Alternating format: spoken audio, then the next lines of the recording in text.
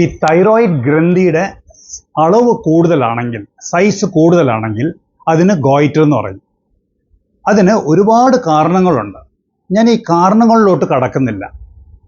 ആ പല വിധമുള്ള ഡിഫറെൻറ്റ് ടൈപ്സ് ഓഫ് ഡിസീസസ് അതെല്ലാം നിങ്ങൾക്ക് അറിയണമെങ്കിൽ നിങ്ങൾ യൂട്യൂബിൽ ചെന്നിട്ട് യൂട്യൂബിൽ ഡോക്ടർ ജാക്കിർ ഹുസൈൻ ENT, അത് ഏത് തൈറോയിഡിൻ്റെ അസുഖം വേണോ, അസുഖത്തിൻ്റെ ഡീറ്റെയിൽ അറിയണോ, അത് നിങ്ങൾ എൻ്റർ ചെയ്യണമെങ്കിൽ അറിയാൻ പറ്റും. അപ്പോൾ ഈ വീഡിയോയിൽ ഞാൻ ഈ ഗോയിറ്റർ സൈസ്, തൈറോയിഡിൻ്റെ സൈസ് വലുതാണെങ്കിൽ അത് കഴുത്തിൽ മാത്രമല്ല അവിടെ നിന്ന് ഇറങ്ങി താഴോട്ട് ചെസ്റ്റിലോട്ട് ഇറങ്ങുവാണെങ്കിൽ അങ്ങനത്തെ കണ്ടീഷനാണ് റിട്രോസ്റ്റേണൽ ഗോയിറ്റർ എന്ന് പറയുന്നത്. അതിനെപ്പറ്റി മാത്രമാണ് ഞാൻ ഈ സംസാരിക്കാൻ പോകുന്നത്. അപ്പോൾ പേഷ്യൻ്റെ കംപ്ലയിൻറ്റ് എന്തോന്ന് വെച്ചാൽ അവർ പറയും ഒരുപാട് വർഷങ്ങളായിട്ട് നമുക്ക് ഈ തൈറോയിഡ് ഗ്രന്ഥി വലുതായിട്ടുണ്ടെന്ന് നമുക്കറിയാം, പക്ഷേ ഇപ്പോൾ നമുക്ക് ഓപ്പറേറ്റ് ചെയ്യാനും പറ്റിയില്ല. അപ്പോൾ ഇപ്പോൾ ആ സൈസ് ഒരുപാട് കൂടുതലാണ്, നമുക്ക് ഒരുപാട് ചുമയുണ്ട്, അത് വിട്ടുമാറുന്നില്ല. അപ്പോൾ ചെസ്റ്റ് ഫിഷിനെ കാണുമ്പോൾ അവർ പറയും അവർക്ക് ചെസ്റ്റിൽ ഇൻഫെക്ഷനും ഇല്ല, നോർമലാന്ന് പറയും. അതുമാത്രമല്ല, ഈ നേരെ കിടന്ന് ഉറങ്ങാനും പറ്റത്തില്ല, കിടമ്പോൾ ഒരു ശ്വാസം മുട്ട പോലെ തോന്നും. പിന്നെ ശബ്ദ വ്യത്യാസം ഉണ്ടാവും, ആ ശബ്ദം ഒരിക്കലും തിരിച്ചു കിട്ടുന്നില്ല.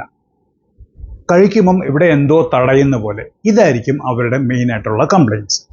അപ്പോൾ പേഷ്യനെ നമ്മൾ എക്സാമിൻ ചെയ്യുമ്പം തൈറോയിഡ് സാധാരണയായിട്ട് കാണുന്ന പോലെ നല്ല ഭയങ്കര വലുതായിരിക്കും. ഞാനൊരു വീഡിയോ കാണിക്കാം, ഒരു അറബി പേഷ്യൻ്റെ വീഡിയോ ആണ്. അപ്പോൾ ഇതിനകത്ത് നിങ്ങൾ നോക്കുവാണെങ്കിൽ ആ കാണുന്ന മൊത്തം ഞാൻ മാർക്ക് ചെയ്തിട്ടുണ്ട്, അത് മൊത്തം തൈറോയിഡ് ഗ്ലാൻഡാണ്. ഈ കാണുന്ന മൊത്തം തൈറോയിഡ് ഗ്ലാൻഡാണ്. മെഴുകാൻ വരുമ്പോൾ അത് അനങ്ങുന്നുണ്ട്. ഇപ്പോൾ നമുക്കൊരു സ്കാൻ ചെയ്യണം. ആ സ്കാന് CT സ്കാൻ ആയിരിക്കാം, ഇല്ലെങ്കിൽ MRI ആയിരിക്കാം. ഇതിൽ രണ്ടിലും ഭേദം ഏതാണെന്ന് ചോദിക്കുവാണെങ്കിൽ MRI സ്കാൻ ചെയ്യുന്നതാണ് നല്ലത്.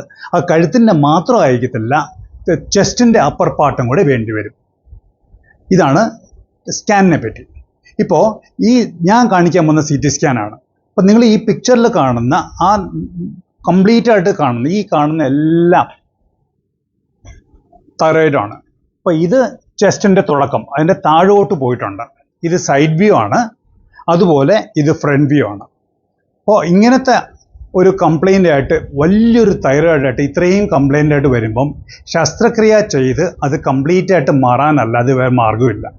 നിങ്ങൾക്ക് ഈ തൈറോയിഡക്ടമിയുടെ ശസ്ത്രക്രിയയെ പറ്റി അറിയണമെങ്കിൽ യൂട്യൂബിൽ doctor Zakir Hussain ENT multi nodular goitre എന്ന് പറഞ്ഞ് നിങ്ങൾ എൻ്റർ ചെയ്യുകയാണെങ്കിൽ അതിനു വേണ്ടി, തൈറോയിഡിന് ഓപ്പറേഷന് വേണ്ടി എന്തൊക്കെ പ്രിപ്പറേഷൻ വേണം, എന്തൊക്കെ ചെയ്യണം, ഓപ്പറേഷൻ കഴിഞ്ഞിട്ട് എന്തൊക്കെ പ്രിക്കോഷൻസും എന്തൊക്കെ കാര്യങ്ങളും കോംപ്ലിക്കേഷൻസൊക്കെ ആ വീഡിയോ ഒന്ന് അറിയാൻ പറ്റും.